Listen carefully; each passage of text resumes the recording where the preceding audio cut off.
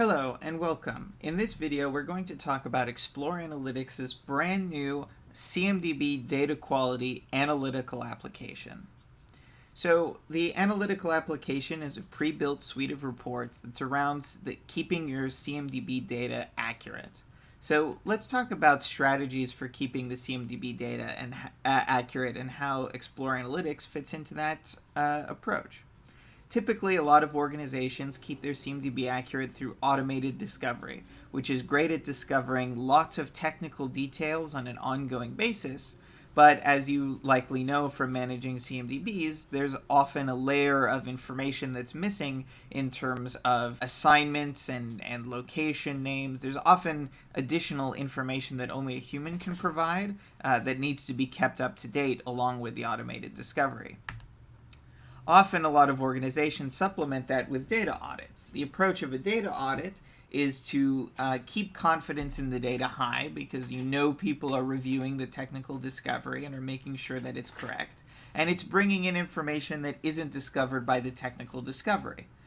On the downside, though, it requires a lot of human interaction, which often makes it expensive and means that you can't be doing it on an ongoing basis. You can't have, CMDB team members looking at every server every day to ensure that the automated discovery is correct. So that's where you can have sort of CMDB drift, especially on those human-supplied columns of information.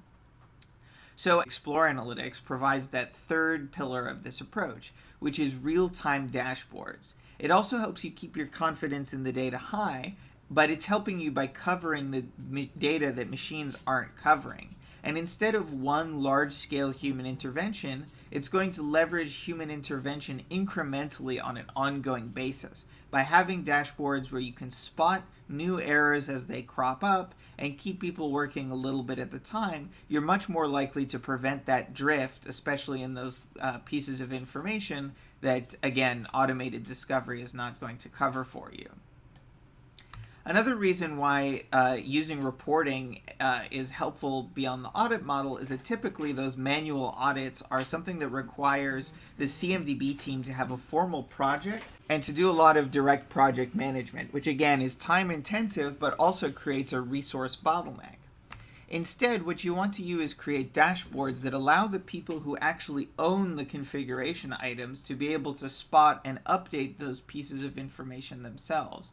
It means that each individual in the process has less CIs to be working on, and the people who are best positioned can take immediate action against them. So again, that's why we look at a dashboard approach rather than just looking at an audit model or technical discovery.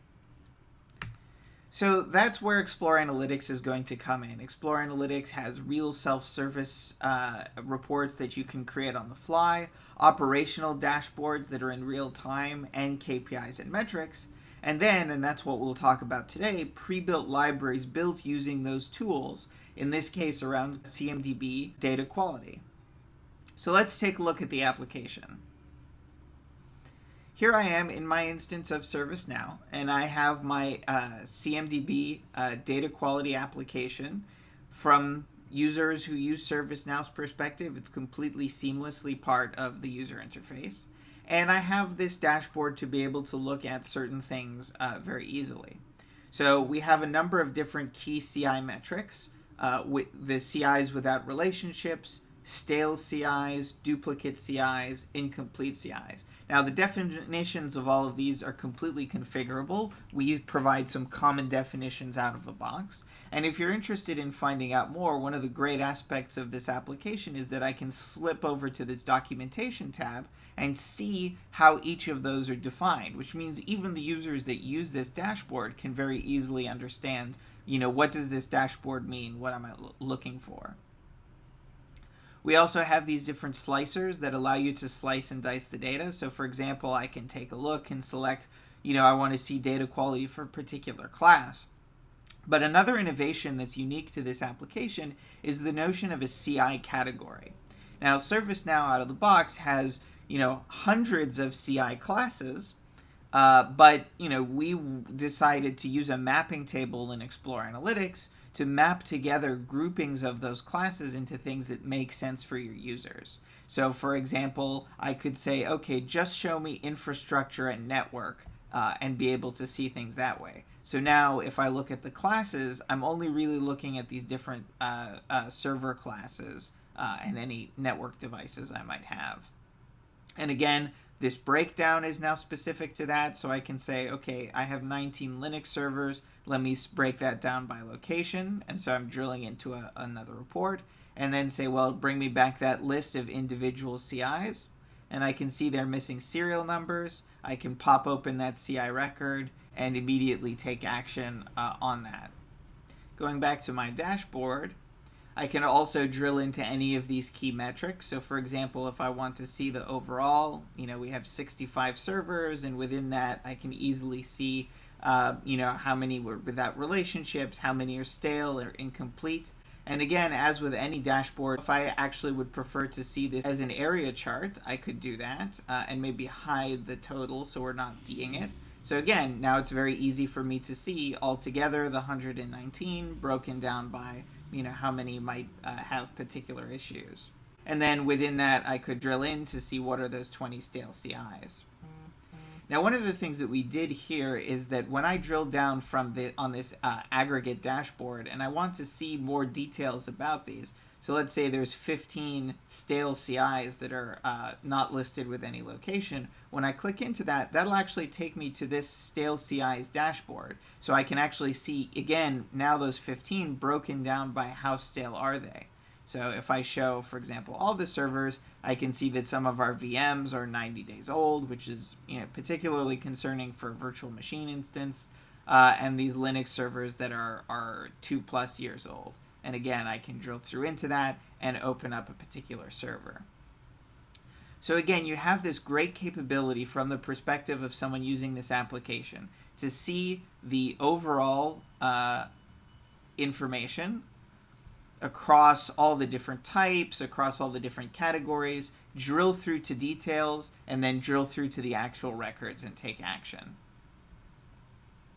Now, I mentioned this categorization mapping. If I go to the documentation, one of the great things you'll be able to see is how that mapping is actually done. So we have these categories, which are hide as false, that we're showing to the user. So 116 different classes are mapped to business services and applications. 28 classes are mapped to infrastructure. And then we also have other classes that we're mapping that we're actually not exposing to the users in these reports. That's why they're marked hide is true. So for example, if your individuals software licenses or facility CIs that are not being managed by the CMDB team, again, this is all configurable, so you can choose what you're exposing to the user or hiding from them using this mapping. And I can drill through and actually see, what are those classes and how are they mapped.